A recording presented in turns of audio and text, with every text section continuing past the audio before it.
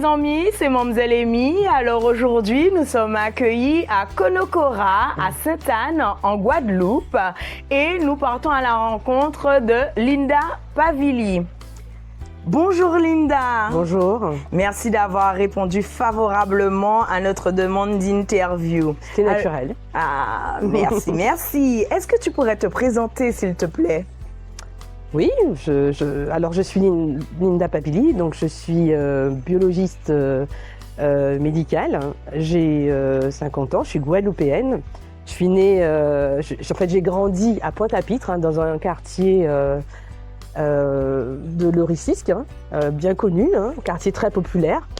J'ai grandi dans une famille extrêmement modeste, dont les valeurs étaient surtout le travail et l'éducation. Et c'est ça qui m'a permis aujourd'hui d'arriver de réussir, en tout cas, ma vie, qu'elle soit professionnelle ou personnelle. Enfin, en tout cas, c'est ce que j'estime. Grâce à cet encadrement parental, j'ai pu justement faire des études, donc des études pour devenir biologiste. Et aujourd'hui, je suis spécialisée en biologie de la reproduction, en assistance médicale à la procréation. Alors, on dit plus communément PMA. Donc, je prends en charge des couples infertiles en Guadeloupe. Je les prends en charge, je les accompagne pour réussir leur projet de bébé. D'accord, je te remercie Linda.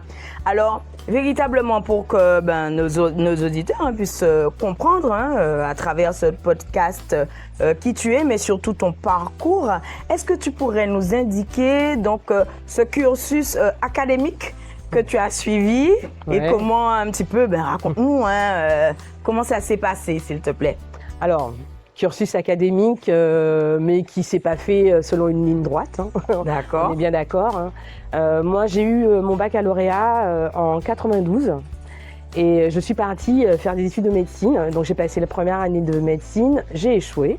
Et en fait, j'ai rebondi puisque j'étais vraiment...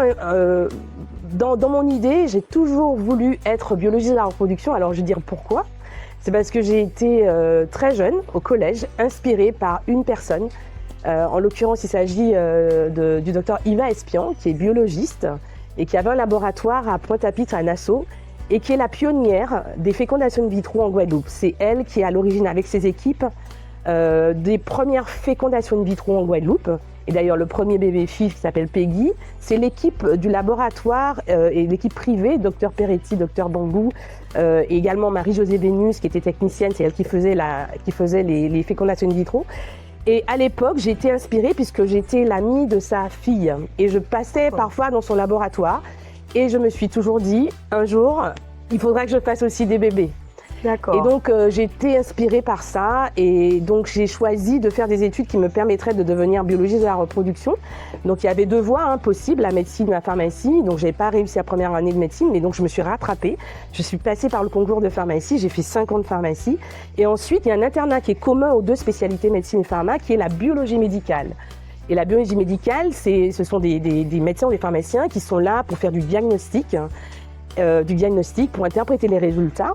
Mais moi, après, j'ai fait une surspécialisation qui est la biologie de la reproduction. Et donc, j'ai fait un internat qui est de 4 ans. Donc, en gros, j'ai fait bien entre 10 et 15 ans d'études, quand même. D'accord. Et c'est comme ça qu'effectivement, je me suis spécialisée. Lors de l'internat, j'ai fait mon internat à Bordeaux et à Toulouse. J'ai aussi entre deux villes. Et j'ai également acquis une expertise en faisant des masters, un master recherche en reproduction et développement à Paris 6. Et j'ai fait également un master pro de biologie de la reproduction pour pouvoir vraiment être spécialisée, pour pouvoir vraiment prendre en charge les couples infertiles. Et j'étais accompagnée d'ailleurs par le professeur Louis Bujan, qui était mon maître de thèse. D'accord. Et donc voilà, c'est ça mon parcours. C'est un parcours riche, franchement, félicitations. Merci. Je ne peux que te demander quand même, pour 15 ans d'études, est-ce que ça a été facile? Est-ce que ça a été un long fleuve tranquille pour avoir cette capacité de concentration? Comment ça s'est passé? Comment on arrive à atteindre ces objectifs? Alors non, ça n'a pas été simple parce que comme j'ai dit, je suis issue d'une famille très modeste. Mes parents se sont saignés pour me permettre de faire mes études, que ce soit mon père et ma mère. Et Et j'ai dû travailler pendant mes études aussi, hein, pour D'accord. pouvoir financer aussi, parce que c'est des études qui sont longues, donc c'est pas toujours facile. Tout à fait. Ça demande beaucoup de concentration, ça demande beaucoup de persévérance. Donc oui, j'ai beaucoup travaillé, mais j'ai été surtout impulsée, hein, je pense, par l'amour de ma famille, le soutien de ma famille. Hein. C'est super important, surtout quand on part, on va quelque part, on sort de la Guadeloupe, on va à l'époque dans l'Hexagone, et c'est pas toujours facile de trouver ses repères. Et donc il faut qu'on ait l'amour familial, hein, pour nous propulser aussi, pour nous donner de la motivation. On a la motivation interne qui est indispensable, mais après il y a aussi l'entourage qui est très important. Et moi j'ai bénéficié de ça et je suis en gratitude par rapport à tout ça. Ah, super. Franchement, chapeau, merci pour cette gratitude et puis ce retour, en tout cas cette reconnaissance envers tes parents, parce que notre insularité fait que certains cursus ne sont pas encore représentés donc, en Caraïbes, même si ça s'est bien démocratisé, des gros efforts ont été faits là-dessus, Oui. et pour essayer de permettre... Parce qu'à l'époque, les études de médecine ou de pharmacie ne se faisaient pas sur place. Pas du tout. Pas du tout. D'accord. Aujourd'hui, il y a la fac de Oui, médecine en plein bien sûr. exercice en Guadeloupe. Donc, justement, c'est parce qu'il y a eu beaucoup d'écueils, hein, que justement, on s'est bien rendu compte que c'était important que les étudiants puissent rester en Guadeloupe, en tout cas pour les premières années d'études, parce que ça facilite quand même l'apprentissage et ça facilite les réussites, en fait. Tout à Donc, fait. c'est une très bonne chose. D'accord, super. Linda, est-ce que tous tes diplômes en poche, est-ce que tu trouves un poste rapidement? Alors, c'est vrai que, au départ, je me suis je voulais m'orienter dans la recherche. D'accord. Et c'est pour ça que j'ai fait un master recherche, etc. Et que j'étais accompagnée par des études. Et j'ai eu des opportunités qui m'étaient offertes quand j'étais à Bordeaux et à Toulouse. Hein. J'avais des postes qui m'étaient réservés. Et en fait, l'appel du pays est arrivé.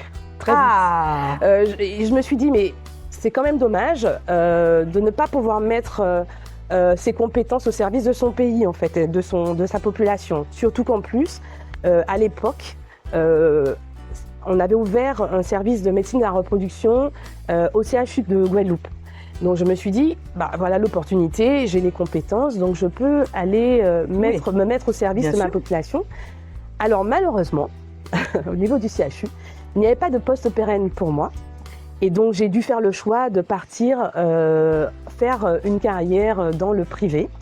Cependant, j'ai quand même pu bénéficier d'un poste de praticien attaché où je faisais des vacations hebdomadaires au centre caribéen de médecine à production, puisque c'est ça qui m'a permis de garder mes compétences en termes Bien de sûr. biologiste, de FIV, pouvant faire de la FIV. D'accord. Donc voilà, donc je suis partie dans le privé, donc j'ai été directrice adjointe dans le laboratoire Péon du Lorme, et ensuite j'ai eu une opportunité fabuleuse. Il y a un homme qui avait confiance en certainement mes compétences de pouvoir reprendre son laboratoire, qui est monsieur Yves Piquion, et qui a toujours voulu transmettre son laboratoire à quelqu'un de local. Et du coup, il m'a contacté, il m'a dit, voilà, moi je veux vous vendre mon laboratoire, Et moi, alors je me suis dit, je suis encore jeune, j'ai 35 ans, est-ce que je pourrais gérer un laboratoire? Parce que ça demande quand même des compétences managériales, financières, etc. Et moi, je faisais des études médicales, donc je n'étais pas du tout formée à tout cela. Donc j'avoue que j'ai eu peur, mais je me suis dit non, on ne peut pas dire non à une telle opportunité. Et donc, j'ai racheté ce laboratoire. Alors, bien sûr, pas sans peine. Je l'avoue, pas sans peine, puisque un laboratoire, ça coûte extrêmement cher.